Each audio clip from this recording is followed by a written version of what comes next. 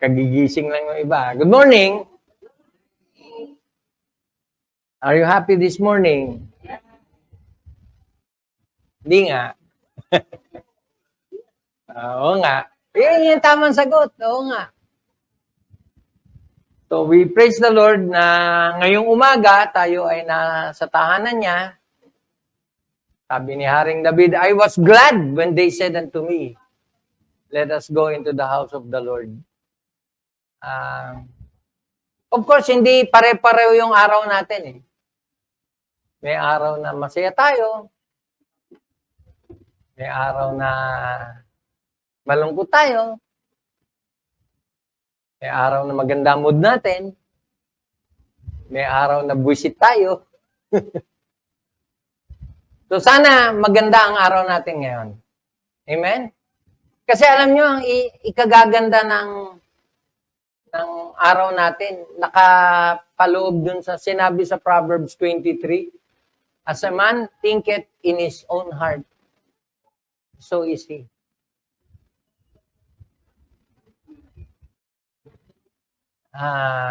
Proverbs 23:7 ba yun? As a man thinketh in his heart. Verse 7. Kasi pwedeng hindi maganda gising mo, masama pakiramdam mo. Normal yun kasi minsan mali tayo ng higa o hindi ka nakatulog ng maayos. May dinaramdam ka. Normal yun kasi lalo na kung pagpasensyaan nyo tong word, lalo na kung tumatanda na tayo, hindi na ganun kasigla yung ating katawan. Tama? Kaya kayong mga bata pa, samantalahin nyo, wag puro tulog.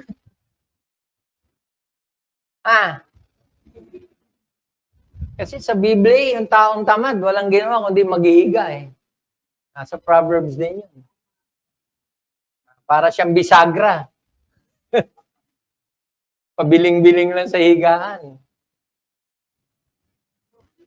Ang tagal ko pinag-isipan, bakit bisagra? Kasi yun lang ang direksyon ng pinto eh. Bukas-sara, bukas-sara. Walang iba. Wala siyang ibang nararating. Hanggang dyan lang siya. So, pag binuksan mo, nakabukas siya. Pag sinarado mo, nakasara siya. Parang isang taong tamad na walang ginawa kundi bumiling-biling sa higaan. Ngayong umaga, tatalakayan natin yung ikalawang bagay na dapat pinagkakaabalahan natin. Kung nais nating maging maganda ang 2024 natin, may ilang bagay na dapat pagsumikapan nating pagkaabalahan. Bibi May. Walang nagbabago. Matthew 5:16, ididikit ko yung idea ng pag-aaral natin na diligence. Yung salitang diligence ay pagiging masipag, pagiging matyaga, pagiging tawag dito.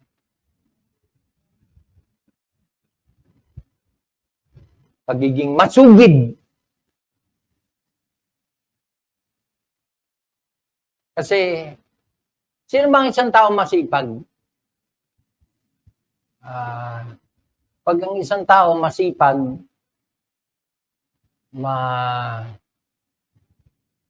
masigla siya. Tama?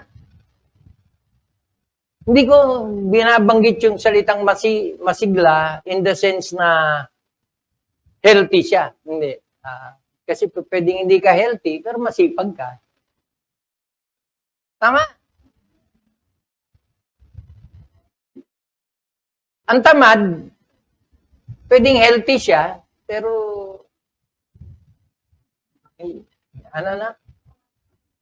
yun lang, tamad siya.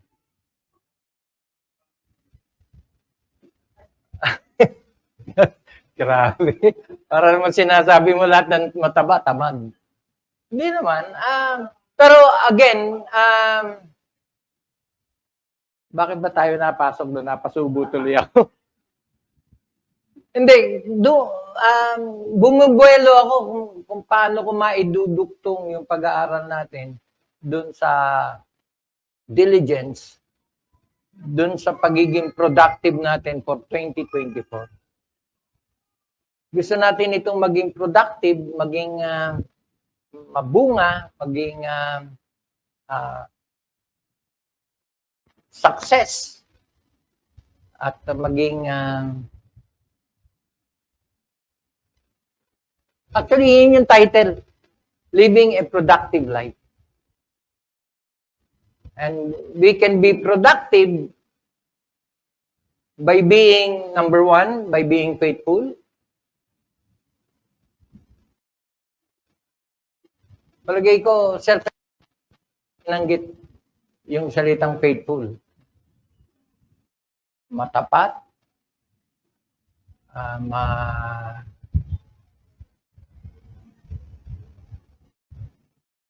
matapat, masugid. O kaya nakadikit siya dun sa salitang diligent. Kasi a diligent man is faithful. A faithful man is diligent. So, faithfulness. Pag faithful tayo, masipag tayo sa ginagawa natin, magiging fruitful tayo.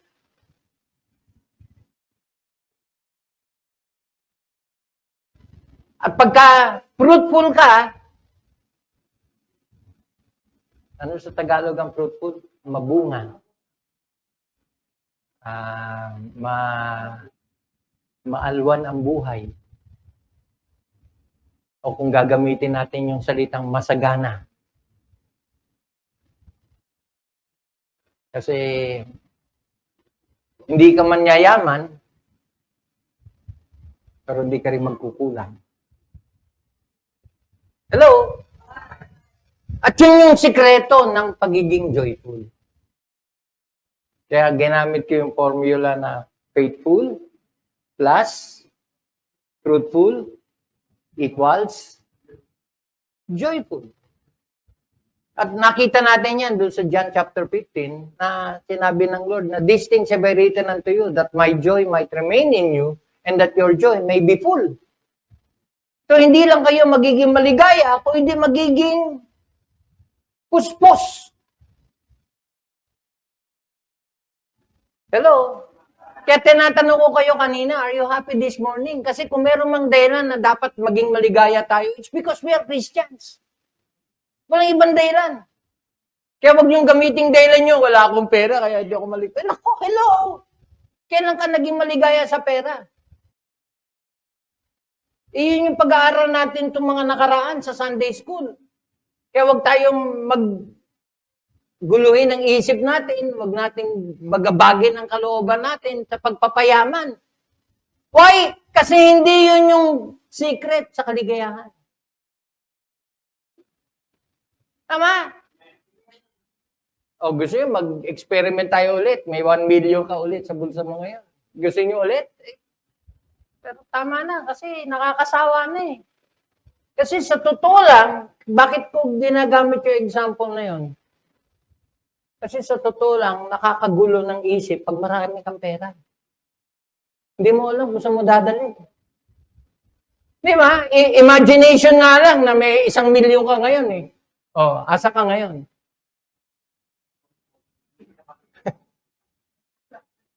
Kuha?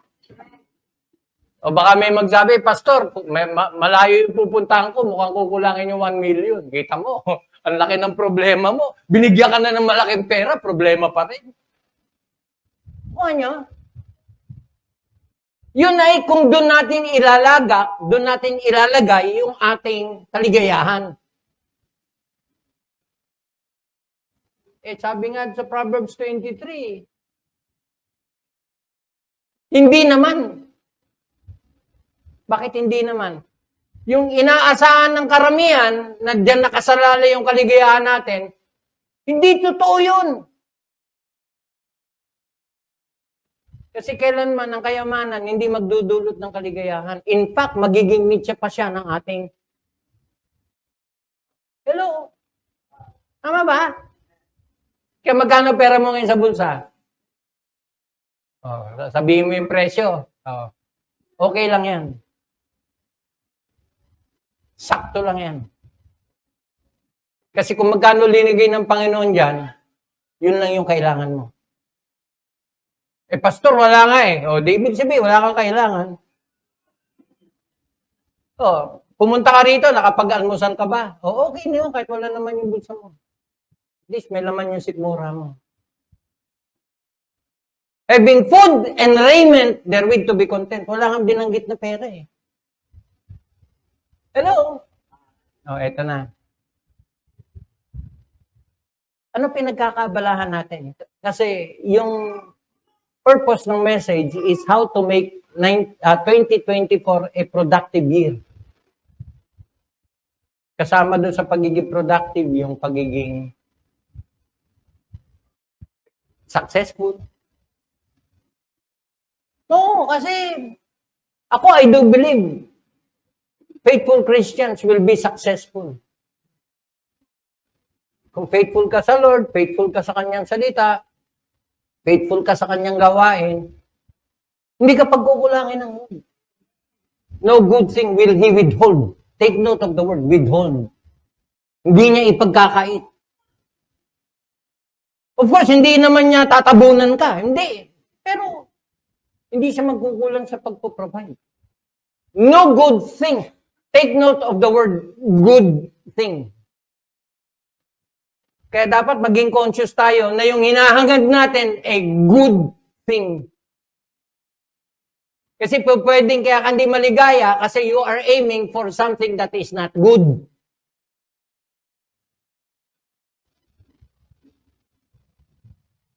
So, living a productive life by being faithful,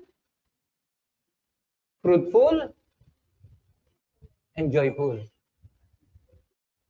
At idinikit ko yung sa tatlong salita na yan sa tatlong principle sa Bible. How can we be faithful? How can we be fruitful? And how can we be joyful? Walang shortcut sa magandang buhay. Lahat siyang pinagsusumikapan. Tama? Yung gumagraduate ng with honors, hindi naman aksidente na nag-honor yan. Hindi ba? Ano ang involved pagka gusto mo mag-honor? Ha? O, di ba? Ginagamit natin yung term na magsunog ng pagkatapos magsunog ng kilay, ipapaayos yung kilay. Ipapatato yung kilay. Yun na pag may pera ka na. Di ba? Pero kung wala kang ginawa, bulak-bul ka lang, petik-petik yung buhay mo, aasa ka pa, magiging successful ka. Hello? So, idinikit ko yung salitang faithful dun sa principle na buhay na nagbibigay luwalhati sa Diyos. How to be productive in this year, 2024. Number one, by being faithful in doing all things for the glory of God. Na lahat ng gagawin natin ay nakatuon sa layunin na gusto nating papurihan ng Diyos. Ewan ko kung aware tayo na may ganun palang principle sa Bible. Inutusan tayo na mamuhay tayo para sa kanyang kaluwalhatian. Kasi sa totoo lang, kung hindi ka conscious dito, kung hindi mo alam yan, maaaring mali ang layunin mo sa pamumuhay bilang Kristiyano. Kaya may mga Kristiyano ko na demanding.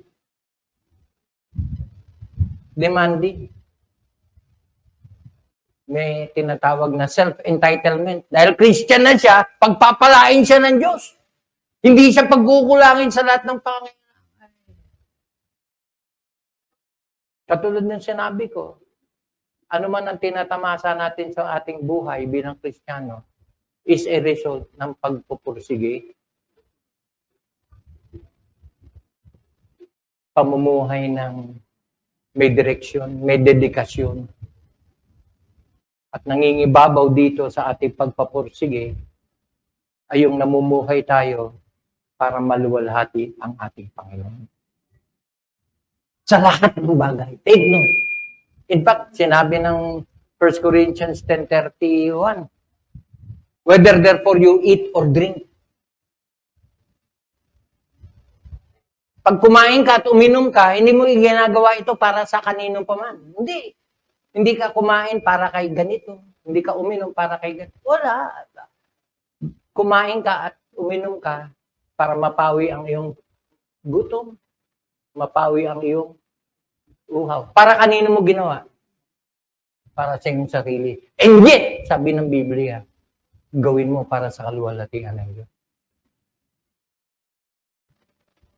Natanong niyo na ba sa sarili niyo? Uminom ako at kumain ako, gagawin ko para sa kaluwalhatian. Posible ba yun? Yes! Kasi nag-pray ka ba bago ka man na kumain? Di ba? Di ba? Nanalangin ka ba at nagpasalamat ka na may kinain ka, may ininom ka? Eh, pastor, di ko magawa magpasalamat kasi tuyo lang eh. Hello! Bigyan mo akong tuyo. Naku, nakataas pa ako. Habang nagkakamot ng tiyan, nakakamay. Nakalimutan ko na nagkakamay pala ako, napuno ng kanin yung tiyan ko. Do all for the glory of God.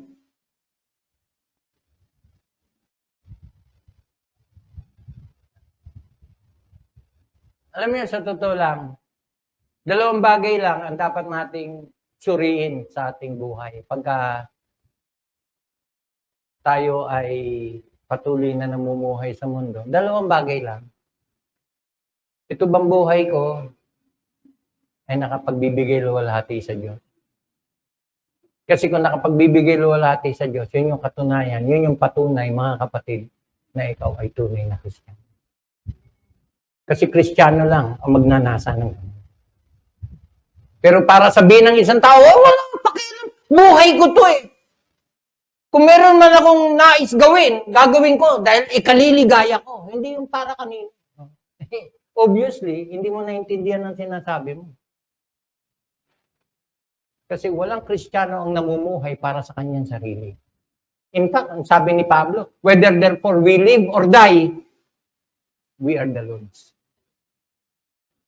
So, yan yung natapos ko nung nakaraang linggo, nung nakaraang nangaral ako. We should aim to be faithful in doing things for the glory of God. Pumasok tayo sa ikalawa. So I hope nandito ka ngayong umaga for the glory of God. We are here to worship Him. We are here to give praise, give thanks to Him. Amen? Kaya may mga nagsisimba, hindi pinagpala, uuwi, ganun pa rin. Masama pa ang loob. Bakit? Kasi pumunta sa simbahan para magmasid. Tignan yung katabi. Napo naman, pangit naman ng sapatos. Mali ang layunin sa pagsisimba. Kaya paulit-ulit ako rito. Hindi lahat na nagsisimba, sumasamba. Pero makakaasa ka, kung totoo na faithful tayo in giving glory to God, maging yung pagsisimba mo, pagpapala. Hindi lang sa'yo, kundi sa mga taong kasama mo. Amen? Magiging Mary ka, hindi ka Martha. Kasi si Martha, sama ng loob eh. Bakit man sama ng loob niya? Eh, pinabayaan siya ni Maria na magtrabaho mag-isa. Anong pagkakaiba nila ni Maria? Si Martha, naglilingkod. Totoo naman. Anong pinagkaiba nila ni Maria? Si Maria, tumamba. Kasi wala siyang pakialam kung may kakainin ba o wala. Bagamat kailangan natin si Martha sa church, ano? No, kasi magugutom tayo. Pero let's make sure na kahit Martha tayo, hindi natin pinaghahanapan yung mga kasama natin na maging katulad natin. Doing all things for the glory of God. Will this glorify God? Will this give honor to His name? Mapapaligaya ko ba? Mapapasaya ko ba ang Panginoon? Yun dapat ang motivation natin.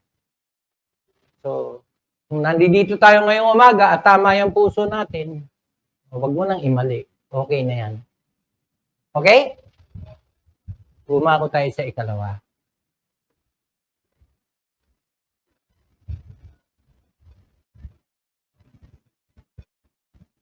How can we be productive in 2024? Kung yung una, we must be faithful in doing all things for the glory of God. Ikalawa, we must be fruitful in doing good works. Alam niyo, medyo controversial yung salitang good works.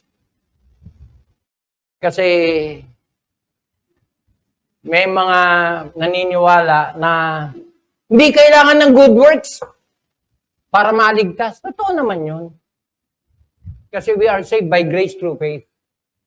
Pero para sabihin na, hindi mo kailangan sumunod sa Diyos. Kasi ang mahalaga, save ka. Sumampalataya ka, tapos. Okay, magandang pakinggan. Pero hindi siya scriptural. Bakit? Kasi ang ginawa ko, binuksan ko yung concordance at tinignan ko yung mga salitang entry na salitang good works. Particular sa New Testament. Nagulat ako na may mga talata na halos ang pagkakaintindi ko, hindi ka maliligtas ng walang good works. Hello? At kagabi, yung topic ng youth tungkol sa sa Galatians, hindi idinadagdag ang pagsunod sa kautusan para maligtas. Totoo naman yun. Kasi yun yung problema ng mga Hudyo. Lahat ng mga kautusan na alam nila, dapat sundin nila kung sila ay maliligtas. Kasi kung hindi nila susundin, hindi sila maliligtas. Totoo naman yun. Kasi kaya ibinigay ang kautusan para sundin. Pero never na sinabi ng Biblia na sa pamamagitan ng pagsunod sa kautusan, maliligtas ang tao. Hindi. Hello? Hindi yun yung formula. Sumunod ka, maliligtas ka. Bagamat sinabi ng Lord yan, obey.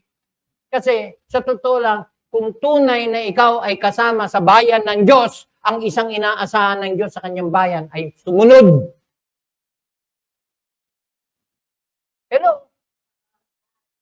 Kaya diyan napapasok ng maraming mga prinsipyo na hindi lahat ng Hudyo ay Hudyo nga. Kasi yan yung pinagmamalaki ng mga Hudyo. Kasama ako sa bayan ng Diyos, kaya hindi porkit ikaw ay Hudyo, Hudyo ka nga. Sino yung tunay na Hudyo? Yung Hudyo na tinuli sa puso. Ang tunay na anak ng Diyos na kasama sa bayan ng Diyos ay yung mga tao na may takot at sumusunod sa Kanya. Take note. Bakit sila sumusunod? Para maging anak ng Diyos? Hindi. Sila'y sumusunod kasi sila'y anak ng Diyos. May dalawang extreme na kaaway ng Ebanghelyo. The two enemies of the gospel. Two extremes. Yung kagabing pag-aaral is, ang tinalakay ron is about legalism. Yung mga pagsunod sa kautusan para maligtas. dinispute ni Pablo yun. Sabi niya, hindi. Naliligtas ang tao sa pamamagitan ng pananampalataya kay Kristo, hindi dahil sa pagsunod sa kautusan. Ang tinatalakay ni Pablo ron, ang itinutuwid niya ron is yung paniniwala sa legalismo. Kasi yun yung legalism. Ang legalism nakapako, nakatuon sa kautusan. Hello? Ito ay nakatuon sa kanilang pagsunod. Kaya sa kanila, sumusunod ka dapat. Sa kanilang paniniwala, yun yung daan para sila ay maging katanggap-tanggap sa Diyos. Pero kung wala si Kristo sa equation, hindi tama yun. Legalismo ang tawag yun. Kasi nagsisimula ang pagsunod kung si Kristo ay nasa iyo na. Kasi yun yung naging dahilan kung bakit ka sumusunod. And the life which I now live in the flesh, I live by the faith of the Son of God, who loved me and gave Himself for me. So, yun yung first enemy of the gospel. Legalism. Maraming mga sekta na yan yung paniniwala. Maraming kautusan na sinusunod. Pag hindi mo sinunod, pati yung pagbibigay, pag hindi ka nagbigay, binibigyan ka ng anunsyo na, di ba? Pati pagbibigay, kautusan. Pag hindi ka nagbigay, sumasalangsang ka sa kautusan. Ay, hindi na natin papangalanan yung mga ganyang mga paniniwala kasi ang dami niyan. Pagkakaisa ka sa kanila, may mga tuntunin, may mga gawain na dapat sinusunod. Dapat. So, yun yung first enemy of the gospel.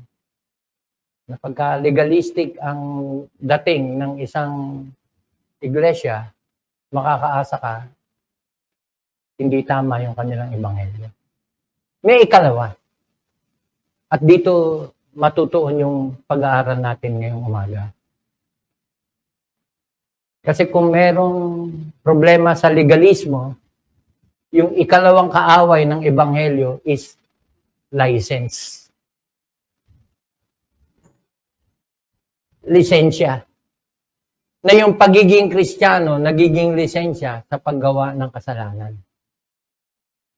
Hindi tayo naligtas sa pagsunod sa kautusan, kaya wala tayong kautosang dapat sundin. Hello? Totoo ba yun? Naligtas tayo sa biyaya. Totoo yun. Hindi sa pamamagitan ng kautusan. Totoo rin yun. Pero walang sinasabi sa Biblia na pag ikaw naligtas, hindi mo kailangan sumunod.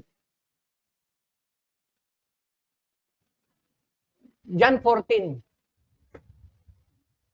Ang laking problema pag ang paniniwala mo is license. Look at John 14. Pibs. Verse 15.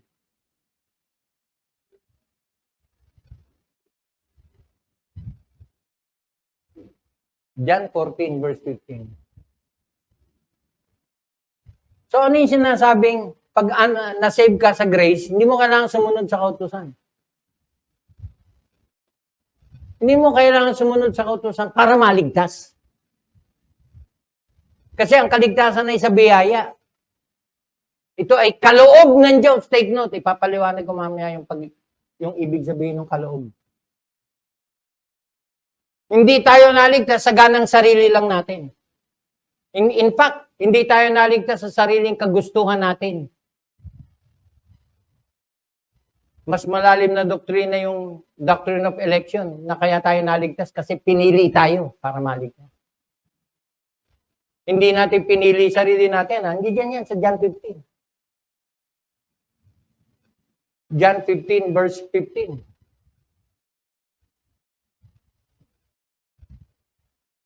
Yung sunod na verse 16, you have not chosen me, but I have chosen you. May ganyan mga verse. Pero babalik ka sa John 14. Kung tunay kang anak ng Diyos, may ugnayan ka sa Diyos, hindi pa pwedeng hindi ka susunod sa Diyos. Kasi isang katunayan na nagmamahal ka sa Diyos, sumusunod ka sa Kanya. Hindi na. Kaya ano yung sinasabi? Pag naligtas ka sa biyaya, hindi mo kailangan sumunod sa kautusan. Hello? Baka ang ibig mong sabihin, hindi mo kailangan sumunod sa kautusan para maligtas. Totoo yun. Pero ngayong ligtas ka na, walang dahilan para hindi ka sumunod. Bakit? Kasi yun yung katunayan na may ugnayan tayo sa Kanya. Kung totoong mahal natin siya.